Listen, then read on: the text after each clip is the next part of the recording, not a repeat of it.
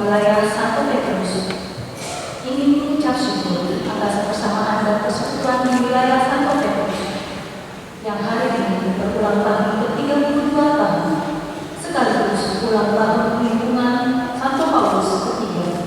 Semoga Tuhan memberkati. Misa hari ini akan dipimpin oleh Emerita Sisus Kuliahkan. Sebelum perayaan Ekaristi dimulai, ada beberapa hal yang perlu diperhatikan. Bagi yang membawa handphone atau alat komunikasi lainnya, mohon dinonaktifkan. Di bangku umat telah disediakan untuk TPE dan referensi Mazmur tanggapan. Sebelum perayaan Ekaristi dimulai, marilah kita persiapkan hati dan pikiran kita, dan kita bersama-sama berdiri menyambut para petugas.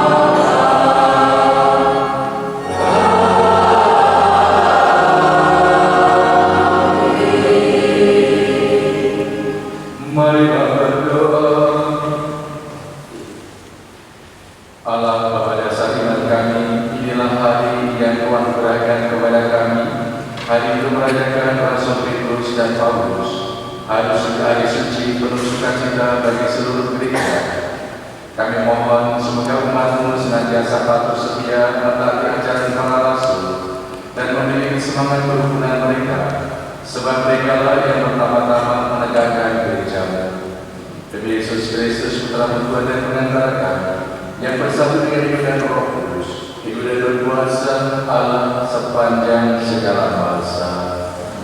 Kita dengarkan mohon sabda Tuhan.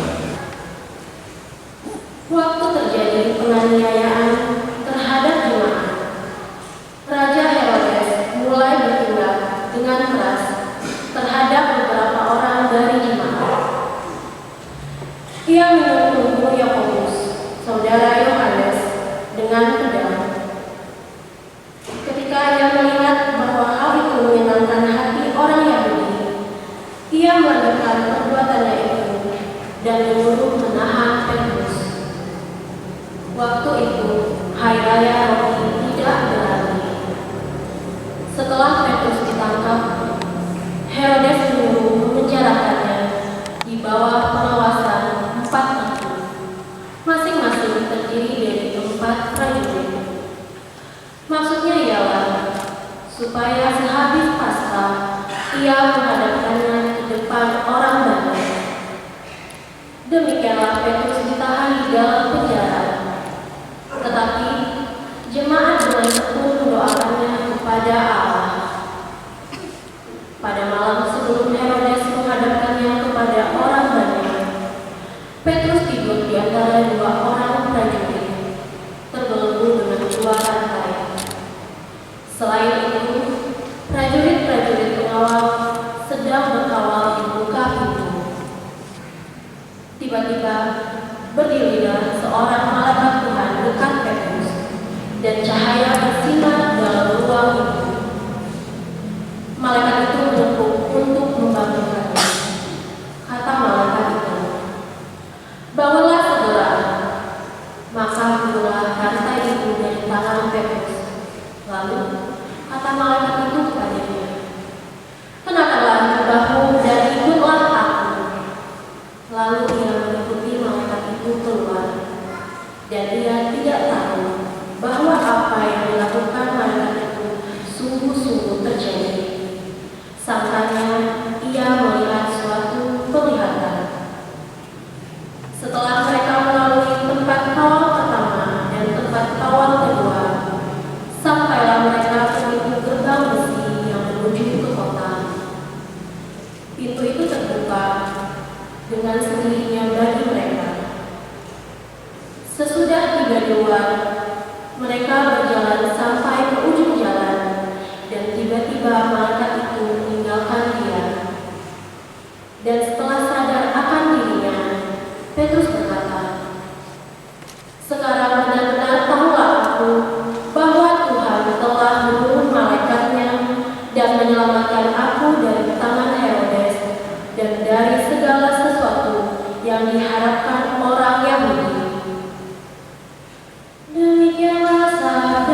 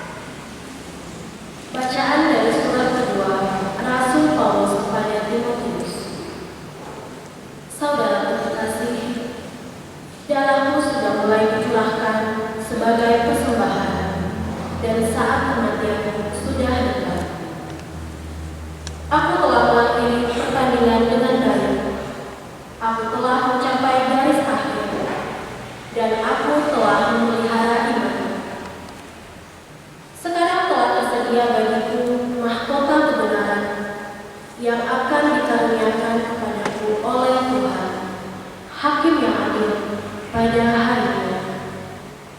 Bukan hanya kepadamu, tetapi juga kepada semua orang yang merindukan kedatangannya. Tuhan telah mendampingi aku dan menguatkan aku, supaya dengan perantaraanku Injil diberitakan dengan sepenuhnya, dan semua orang bukan Yahudi mendengarkannya. Dengan demikian, aku lepas dari mulut singa. Tuhan akan melepaskan aku dari setiap usaha yang jahat. Dia akan menyelamatkan aku, sehingga aku masuk ke dalam kerajaan-Nya di surga. Baginya lah kemuliaan untuk selama-lamanya. Amin. Demikianlah sabda Tuhan.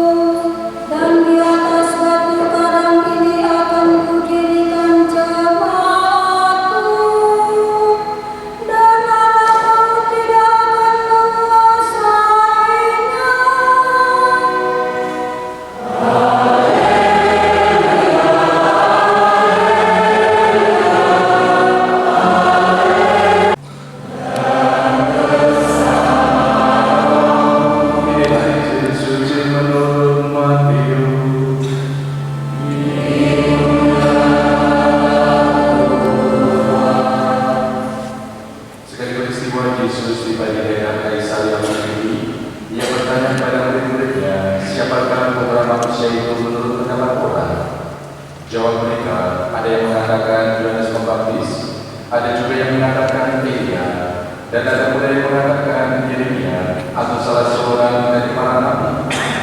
Lalu Yesus bertanya kepada mereka, tetapi apa katamu, siapakah aku ini? Maka jawab Simon Petrus, aku adalah Mesias putra Allah yang hidup. Kata Yesus padanya, berbahagialah Simon Petrus, sebab bukan manusia yang menyatakan itu kepadamu, melainkan Bapa-Ku yang di surga. Dan aku pun berkata kepadamu, aku adalah Petrus, dan di atas batu karang ini aku akan mendirikan gerejaku, dan alam maut tidak akan menguasainya. Kepadamu akan memberikan kunci kerajaan surga.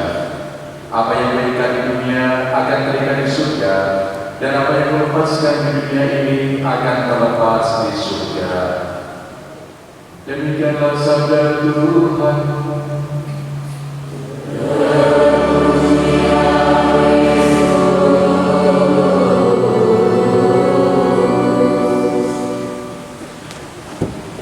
Bapak dan saudara terkasih, selamat pagi dan berkah hari. Hari ini kita sekalian merayakan hari raya 1 Petrus dan 1 Paulus. Dua orang ini mestinya bukanlah orang yang asing bagi kita, tetapi dua orang kudus yang banyak kita kenal di dalam kehidupan sehari-hari. Ada banyak orang yang memilih nama baptis Petrus atau Paulus, dan juga ada lingkungan dan wilayah yang berlindung pada 1 Petrus dan Paulus. Ini merupakan satu kesempatan bagi kita sekalian untuk merenungkan kembali, semakin mengenal kedua orang kudus ini. Sebetulnya ada beberapa hal yang bisa kita renungkan bersama kalau kita merayakan hari raya 1 Petrus dan 1 Paulus. Yang pertama, kedua orang ini sebetulnya merupakan dua pribadi yang mempunyai banyak perbedaan. Kalau kita membaca di dalam bacaan kitab suci, kita mengenal Paulus itu merupakan pribadi yang cukup terdidik dan juga mengenal segi-segi akademis. Lebih-lebih ia sebagai orang yang sungguh mempelajari hukum Taurat melalui guru besarnya Gamaliel. Sedangkan Petrus itu kita tidak mengenal masa-masa pendidikannya dan juga tidak tahu latar belakang akademisnya. Ini perbedaan mereka. Demikian juga kita mengenal Simon Petrus itu merupakan salah seorang dari nelayan. Ada sekian banyak nelayan yang sedang bekerja di pantai, sedangkan Paulus itu bukanlah seorang nelayan, tetapi kita kenal sebagai seorang yang setia pada hukum Taurat dan malahan menganiaya orang-orang yang percaya kepada Kristus. Paulus adalah seorang penganiaya dan orang yang jahat. Ini perbedaan yang lain lagi. Demikian juga kalau kita menemukan masalah panggilan. Simon Petrus itu dipanggil oleh Yesus untuk mengikutinya pada saat Petrus sedang membereskan jalan di pantai. Setelah rampung bekerja menangkap ikan, kemudian Yesus memanggil Petrus, "Ikutlah aku." Simon Petrus mengikuti dia. Sedangkan Paulus itu mempunyai suatu pengalaman yang lain. Ketika sedang berjalan menuju ke Damsyik untuk mencari orang-orang yang percaya kepada Kristus, Paulus ditangkap oleh Yesus di tengah jalan. Di dalam suatu peristiwa bahwa ia melihat sebuah cahaya yang begitu menyilaukan sampai-sampai matanya menjadi buta. Ini pun merupakan pengalaman yang berbeda. Sekalipun Petrus dan Paulus itu mempunyai sekian banyak perbedaan dari dua orang pribadi yang tidak sama, tetapi gereja merayakan dua orang kudus ini secara bersama-sama.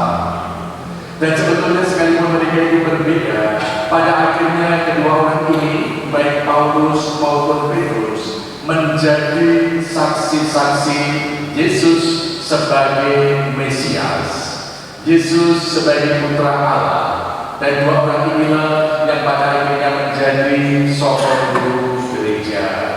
Ini merupakan kebersamaan atau kesamaan dari dua orang ini. Dan sebetulnya kalau kita sekalian mencoba merenungkan masalah ini, satu hal yang bisa menjadi inspirasi bagi kita, sekalipun kita sekalian murid-murid Kristus ini berbeda-beda, tetapi kita diajak untuk tetap bersedia berjalan bersama. Kebersamaan sebagai murid-murid Kristus itulah yang mestinya kita bangun di dalam kehidupan sehari-hari. Dan ini sebetulnya merupakan satu pesan yang disampaikan oleh Paulus dan para uskup pada akhir-akhir ini.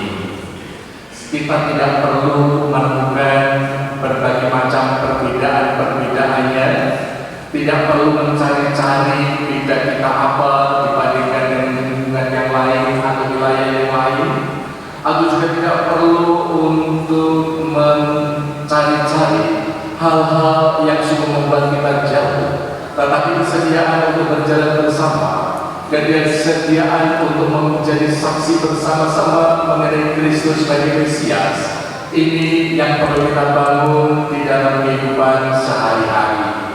Ini saya kira merupakan hal pertama yang bisa kita jadikan sebagai satu bahan pembangunan. Kesediaan membangun kebersamaan sebagai murid-murid Kristus.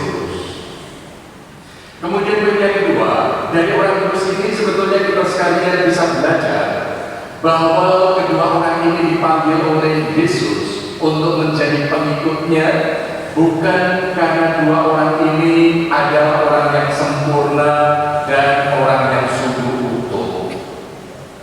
Kalau kita mengingat satu Paulus, pada awalnya bernama Saulus, dan kita kenal ini sebagai penjahat, orang-orang yang menganiaya orang murid-murid Kristus. Dan ada banyak orang yang takut dengan Paulus, termasuk Ananias yang diminta oleh Yesus menyembuhkan Saulus, juga mengalami ketakutan terhadap Paulus ini. Ini sebetulnya merupakan salah satu kekurangan atau cacat dari Paulus. Sedangkan Petrus kita pun bisa merenungkan bahwa dia itu juga bukan pribadi yang utuh dan sempurna. Kita mengenal Petrus itu sebagai orang yang spontanitasnya tinggi dan juga sikapnya yang emosional serta gusa-gusu. Ketika Yesus mengatakan bahwa dirinya akan ditolak oleh tua-tua, ditangkap dan disalibkan, Petrus menarik Yesus ke samping dan mengatakan, itu tidak akan terjadi. Betapa Petrus itu orang yang bersemangat membela Yesus. Tetapi justru dalam kesempatan itu Yesus malah mengatakan, hanyalah iblis, karena kamu hanya memikirkan apa yang dipikirkan manusia. Demikian juga ketika Yesus ditangkap di Taman Getsemani, Petrus dengan segera membela Yesus dengan memotong kuping dari seorang penjaga. Suatu keberanian yang sungguh luar. Dan pada akhirnya ketika Yesus itu diadili, kita mengenal dan ingat Petrus itu pun pernah menyangkal Yesus. Ketika ada beberapa perempuan mengatakan, kamu itu kan juga muridnya dia. Petrus mengatakan, tidak, aku tidak mengenal dia. Ini sebetulnya merupakan salah satu kelemahan atau kekurangan dari Petrus pribadi. Apalagi kalau kita sekalian nanti menemukan salah satu kisah ketika Petrus ditangkap dan dibawa ke Roma, dan di sana terjadi penganiayaan. Murid-murid Yesus mengusulkan supaya Petrus itu melarikan diri, dan betul Petrus meninggalkan jemaat itu sampai pada akhirnya Petrus berjumpa dengan Yesus di via suatu jalan. Dan ketika berjumpa dengan Yesus, Petrus pun bertanya, Tuhan mau kemana? Tuhan Yesus menjawab, saya mau pergi ke Roma untuk disalibkan lagi. Dan akhirnya Petrus sadar, dia kembali ke Roma.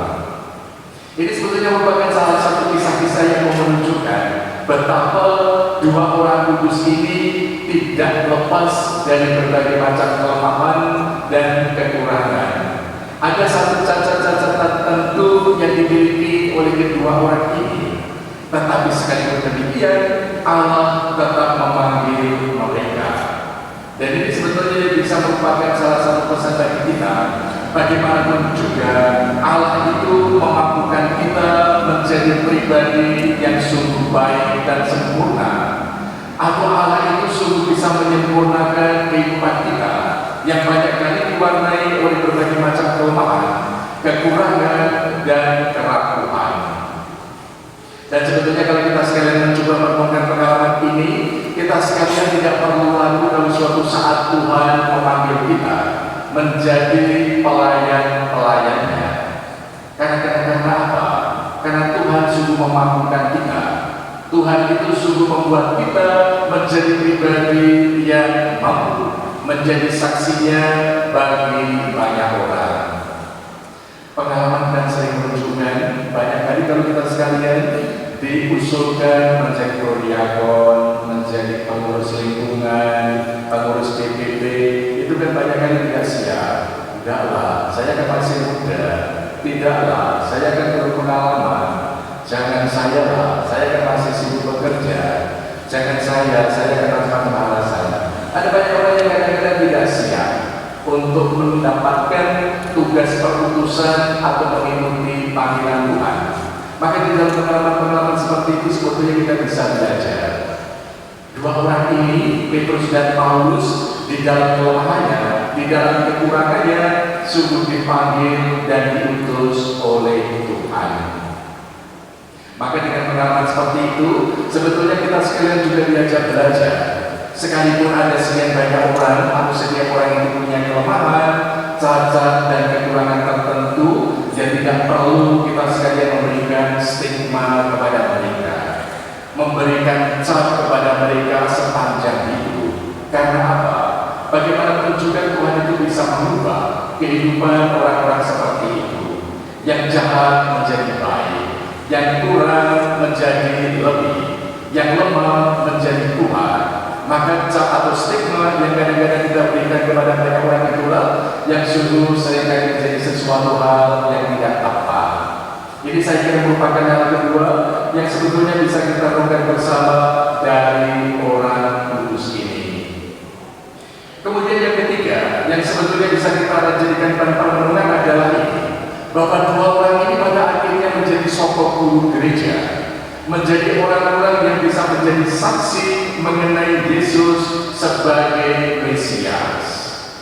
Kita bisa mengenal Paulus itu adalah seorang rasul yang mewartakan Yesus kepada orang-orang non-Yahudi dengan perjalanan misinya, mulai dari Korintus, kemudian ke Galatia, kemudian ke Filipi, kemudian ke kota-kota yang lain.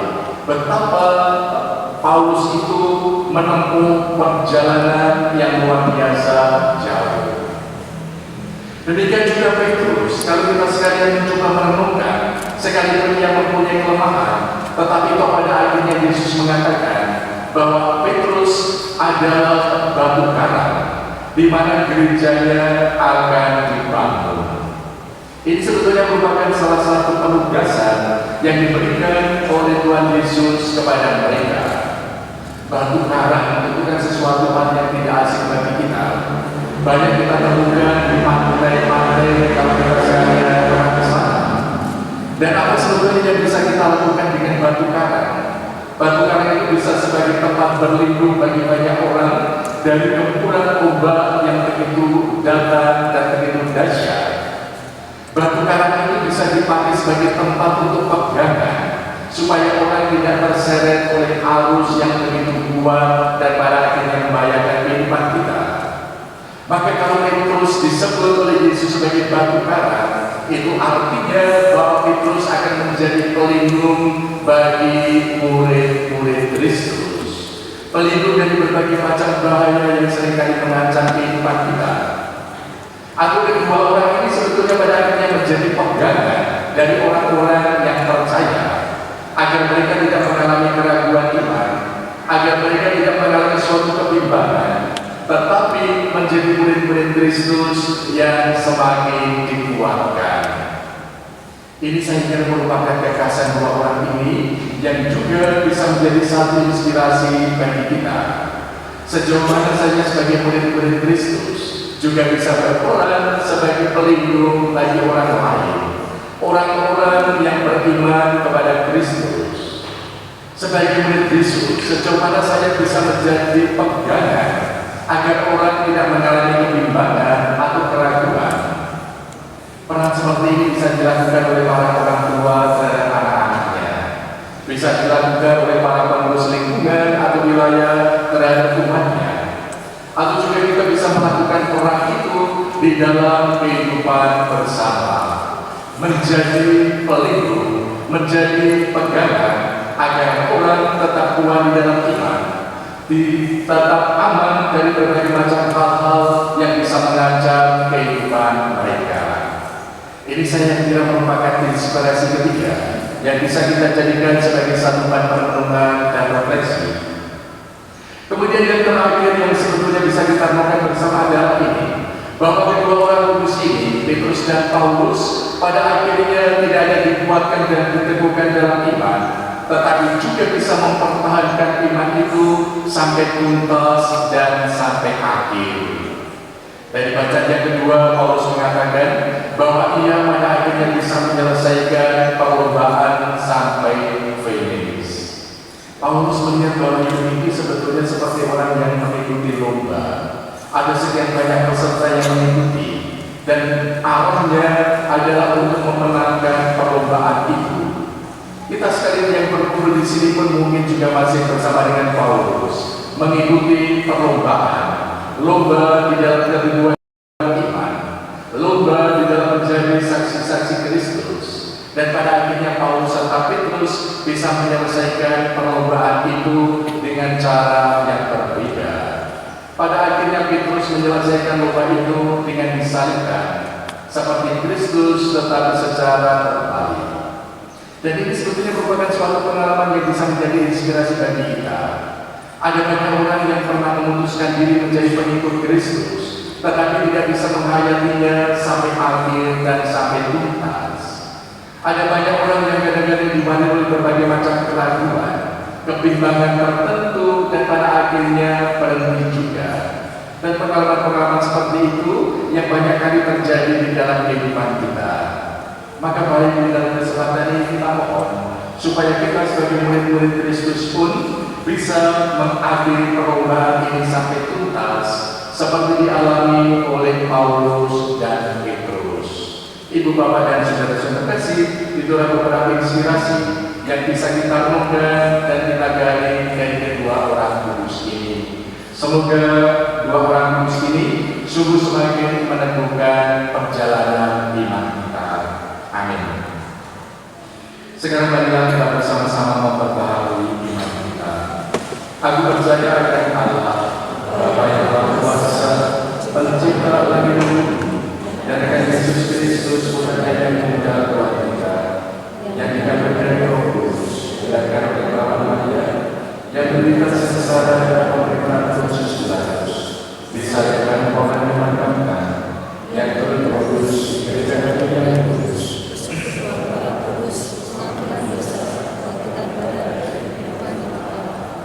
mari kita memanjatkan doa kepada Allah Bapa kita dengan peran-peran Yesus. Ya dewasa ini, ya Bapa, tuntunlah gereja dengan Roh Kudus untuk mengadakan pembaruan dan penyesuaian yang penuh agar tetap setia pada Injil.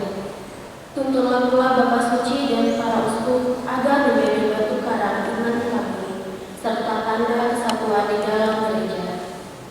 Kita mohon.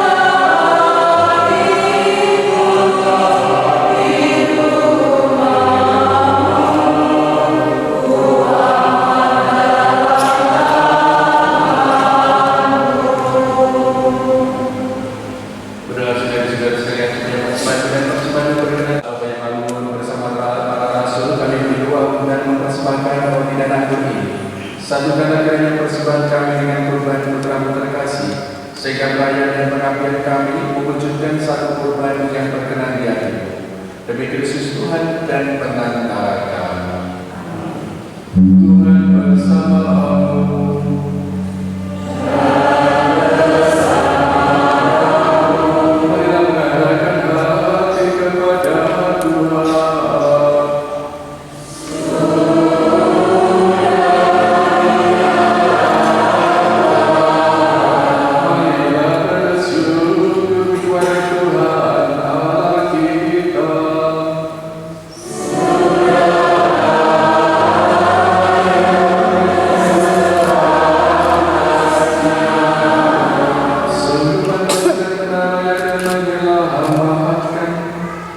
Bapa yang kudus, Allah yang kekal dan kuasa, bahwa dimanapun kami senantiasa bersyukur kepada-Mu dengan pengantaran Kristus Tuhan kami. Sebab berkat penyelenggaraan Rasul Petrus dan Paulus mengembirakan hati kami. Santo Petrus mengantar kami kepada pengakuan iman. Santo Paulus menafsirkannya secara umum. Santo Petrus menegakkan gereja di antara umat Israel. Santo Paulus mewartakan Injil kepada para bangsa. Dengan cara yang berbeda, mereka membangun umat Allah yang satu. Dan juga mereka mematuhi kehidupan mereka untuk mendapatkan kemuliaan selama-lamanya. Maka bersama para kudus dan para malaikat, kami memuji keagungan-Mu dengan nanti-nantinya bernyanyi.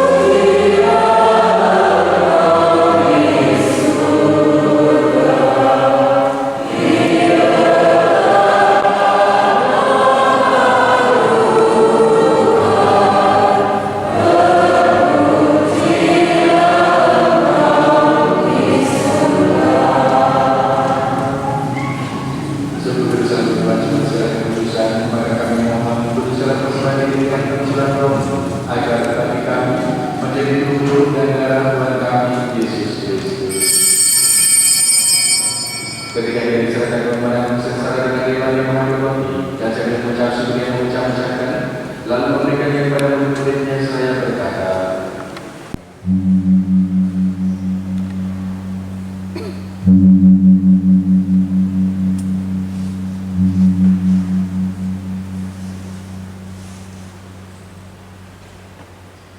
demikian pula sesudah bersamaan dia mengambil piala, sekali lagi dia mengucap syukur kepada-Mu, memberikannya kepada murid-muridnya seraya berkata, terimalah dan minumlah kamu semua, inilah piala darahku, darah perjanjian baru dan kekal, yang ditumpahkan bagimu dan bagi semua orang demi pengampunan dosa.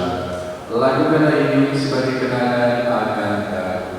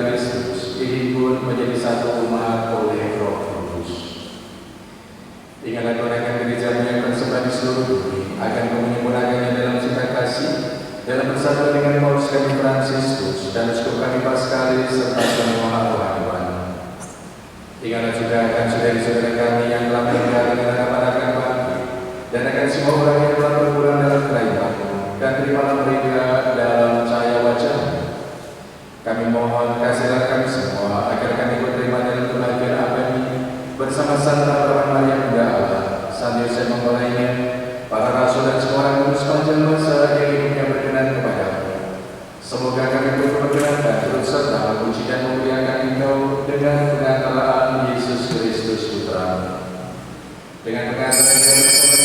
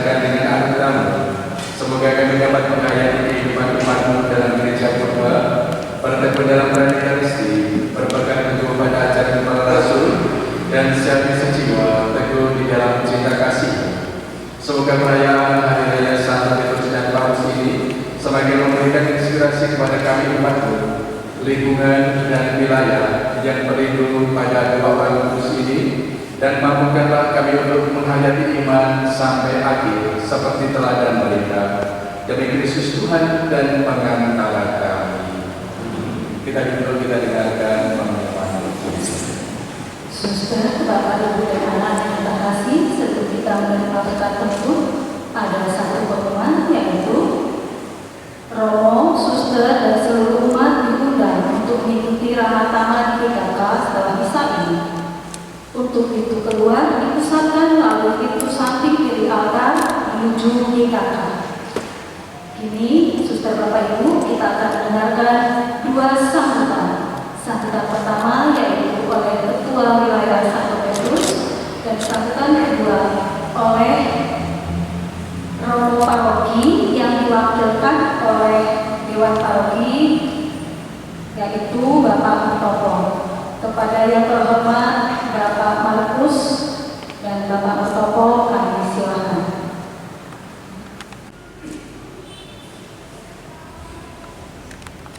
Merupakan suatu kebahagiaan tersendiri bagi saya untuk bisa berbicara di mimbar Tuhan yang sangat mulia ini.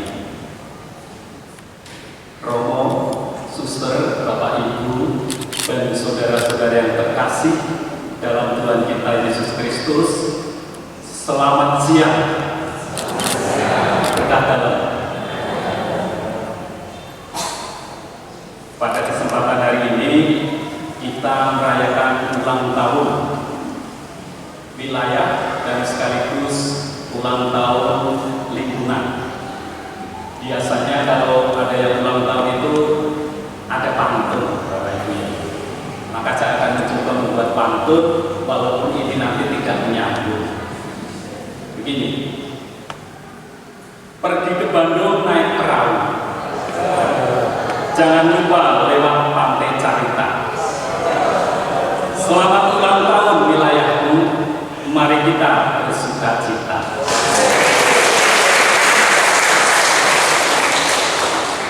Entah ini ulang tahun yang berapa. Kemarin saya banyak sumber yang dapat saya terima. Ada yang mengatakan ini ulang tahun yang ke-33, ada yang 39, ada yang 42, ada juga yang 32. Yang saya ambil adalah yang paling muda, biar awet muda.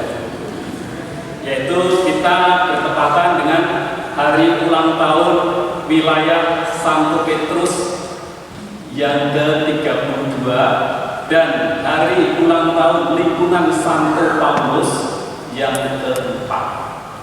Karena pelantikan pengurus Santo Paulus waktu itu tanggal 14 Juli tahun 2019, jadi usia yang ke-4. Romo, suster, Bapak, Ibu, dan saudara-saudara sekalian, pada kesempatan yang berbahagia ini saya ingin bersyukur dan berterima kasih. Bersyukur kepada Tuhan tentunya yang telah memberikan rahmat kepada kita semua sehingga perayaan Ekaristi ini dapat berjalan baik, lancar, dan penuh berkah. Kemudian kami mengucapkan terima kasih yang pertama kepada yang kami cintai Romo Tarsisius Suryatno yang telah berkenan untuk mempersembahkan misa pada kesempatan hari ini. Kemudian kepada seluruh petugas liturgi dari PLB, lektor, juga Pak Joko yang senantiasa setia mendampingi kami KUR wilayah Santo Petrus, juga kepada seluruh panitia yang telah bersama-sama mendukung acara ini, kemudian kepada para ketua lingkungan yang telah banyak membantu untuk mensukseskan acara ini di lingkungan masing-masing, juga kepada ibu-ibu WK yang senantiasa menjadi partner kami dalam segala kegiatan, yang telah menyiapkan segala sesuatunya, juga kepada Bapak Ibu donatur yang telah banyak membantu sehingga acara ini sungguh dapat bisa terlaksana dengan baik, walaupun sederhana, tapi ini bagi kami merupakan acara yang sangat bermakna. Kemudian juga kami ucapkan terima kasih kepada seluruh umat di wilayah Santo Petrus yang telah selama ini mendukung kami sehingga acara ini benar-benar bisa terlaksana. Perjalanan panjang 33 tahun wilayah Santo Petrus ini tentunya telah banyak berkat dan kasih Tuhan yang melimpah kepada kita. Kebersamaan, kekompakan, dan saling peduli satu sama lain. Kita seiring berjalan bersama dalam tugas dan pelayanan untuk umat di Paroki Santo Yosef pada umumnya dan umat di wilayah Santo Petrus pada khususnya. Semoga momen perayaan ini, misa syukur hari ini dapat menghangatkan suasana kita, meningkatkan tali silaturahmi kita, sehingga kita senantiasa berjalan bersama, senantiasa bekerja bersama, saling peduli satu sama lain. Akhir kata saya ucapkan selamat dari ulang tahun wilayah Santo Petrus yang ke-33 dan selamat ulang tahun yang keempat untuk lingkungan Santo Paulus. Di dalam sumur terdapat ikan tenyu. Ulangi ya. Di dalam sumur terdapat ikan tenyu. Mabel tenyu. Semoga Tuhan memberkati kita semua. Kristus, selamat siang dan berkah dalam. Saya kebetulan tidak mempersiapkan apa-apa, tapi Romo sepertinya tadi berbisik-bisik supaya saya mewakili rekan-rekan yang di DPP. Pertama-tama kami mengucapkan selamat ulang tahun untuk wilayah Petrus dan lingkungan Paulus.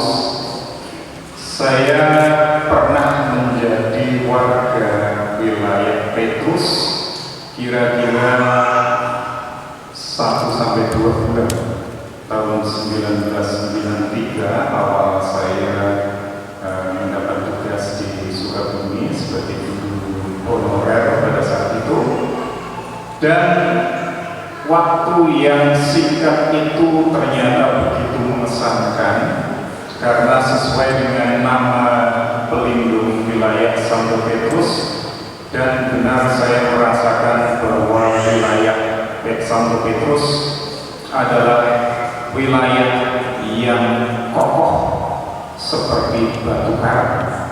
Sekali lagi selamat ulang tahun. Hidup Santo Paulus, hidup Santo Petrus. Sekian dan terima kasih. Biar kita bisa tumbuh dan berkembang seperti dua orang kudus ini. Sekarang kita akhiri menikmati sendiri dengan mohon berkat Tuhan. Tuhan bersamamu.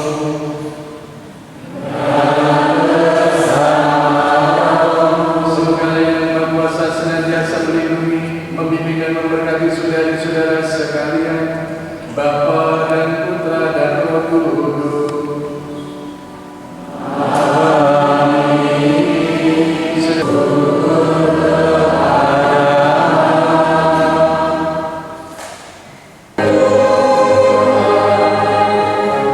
Yeah.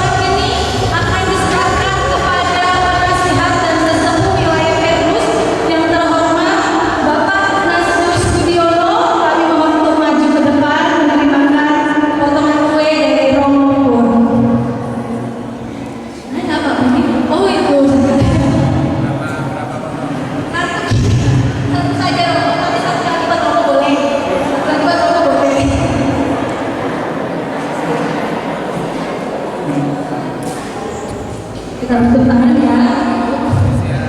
Iya. Selamat ulang tahun buat kita semua. Oh ya, ya DPPK om kita ya. Ya, silakan Pak Mon. Ya, terima kasih. Sebelum kita menambah hidangan yang telah disediakan sebagai tanda syukur kepada Allah. Dan Bapa, Putra dan Roh Kudus. Amin. Allah Bapa di surga, kami dari wilayah Petrus dan lingkungan Satu Paulus dan lingkungan di bawah Satu Petrus mengucapkan syukur dan terima kasih atas berkat yang kami terima tadi dalam perayaan Ekaristi Pesta Lingkungan wilayah dan lingkungan. Sekarang di hadapan kami, Engkau telah menyediakan rezeki ini bagi kami melewati para panitia. Bapa, berkati rezeki yang kami sampaikan agar dapat bermanfaat bagi jiwa dan tenaga kami yang akan kami manfaatkan untuk jasa pesan kami. Bapa juga kami berikan juga kepada siapapun yang belum dapat merasakan akan kami rasakan pada saat ini, tapi kami yakin dan percaya Engkau akan memberikan mereka setiap yang kami lakukan. Bapak sudah dan mohon dengan bersama-sama ini keluarga di antara kami semuanya. Semua ini kami serahkan dalam nama Putra Tuhan kami Yesus Kristus. Amin. Dalam nama Bapa, Putra dan Roh Kudus. Amin.